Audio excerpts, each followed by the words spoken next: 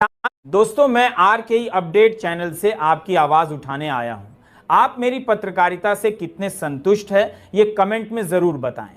साथ ही मैं किन मुद्दों को लेकर आपकी आवाज उठाऊं, ये भी कमेंट में लिखें।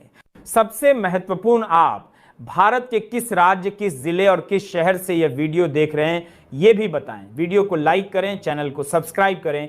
चलिए अब खबरों को जान लेते हैं। नमस्कार। देश भर के लाखों केंद्रीय कर्मचारी और 65 लाख से अधिक पेंशन धारकों के लिए एक साथ कई बड़ी अपडेट्स सामने आई हैं।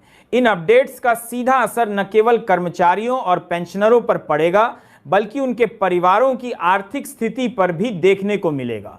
आज की इस रिपोर्ट में हम विस्तार से चर्चा करेंगे। दिवाली बोनस पर बड़ी राहत। इस बार दिवाली का तोहफा पहले से ज्यादा खास माना जा रहा है। हर साल की तरह इस बार भी बोनस का ऐलान हुआ है, लेकिन इस बार इसमें कई महत्वपूर्ण बदलाव देखने को मिल सकते हैं। अब तक कर्मचारियों को 7,000 रुपए बेसिक और 78 दिन के हिसाब से बोनस दिया जाता था, लेकिन कर्मचारी संगठनों ने सरकार को यह साफ कहा है कि बढ़ती महंगाई के दौर में यह बिल्कुल नाकाफी है।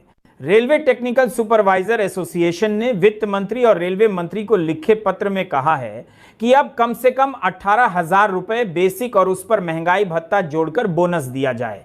अगर यह मांग मान ली जाती है तो कर्मचारियों और पेंशनरों दोनों को इसका सीधा लाभ मिलेगा। पेंशनर, पूर्व सैनिक और फैमिली पेंशनर भी इस बोनस के दायरे में आएंगे। रक्षा मंत्रालय की तरफ से जारी नोटिफिकेशन में यह भी साफ किया गया है कि 1 अप्रैल 2024 से 31 मार्च 2025 के बीच जो भी कर्मचारी रिटायर हुए हैं, उन्हें भी बोनस मिलेगा।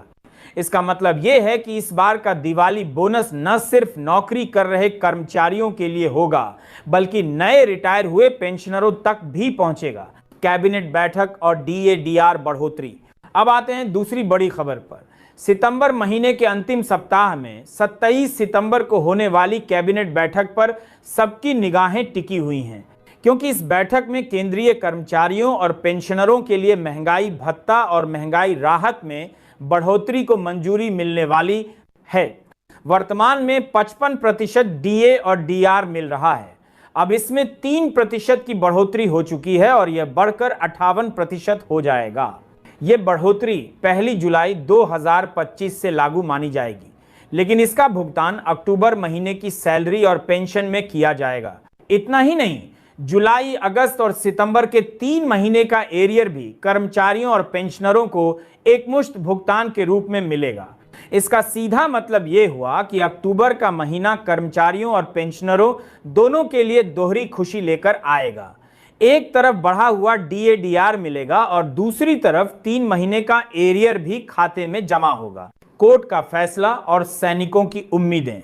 अब बात करते हैं दिल्ली AFT के उस फैसले की, जिसने कई पूर्व सैनिकों को प्रभावित किया है।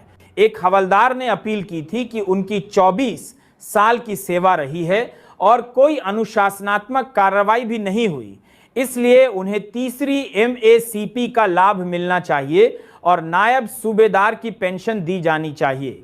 लेकिन कोर्ट ने साफ कहा कि यह नियम उन पर लागू नहीं होता, क्योंकि वे 31 जनवरी 2005 को ही रिटायर हो गए थे, जबकि MACP योजना 1 सितंबर 2008 से लागू हुई थी। इस फैसले ने यह स्पष्ट कर दिया कि 2006 से पहले रिटायर हुए सैनिकों को MACP का लाभ नहीं मिलेगा। उनके लिए केवल पुरानी ACP योजना ही मान्य रहेगी। यह फैसला उन हजारों सैनिकों के लिए मिसाल है जो इसी तरह की मांग लेकर कोर्ट जाने की सोच रहे हैं। पेंशनरों की शिकायतों पर नया सिस्टम। पेंशनरों से जुड़ी शिकायतों पर हाल ही में PCDA और स्टेट बैंक ऑफ इंडिया के बीच एक अहम बैठक हुई। बैठक में यह पाया गया कि कई पेंशनरों को एरियर का भुगतान समय पर नहीं मिलता।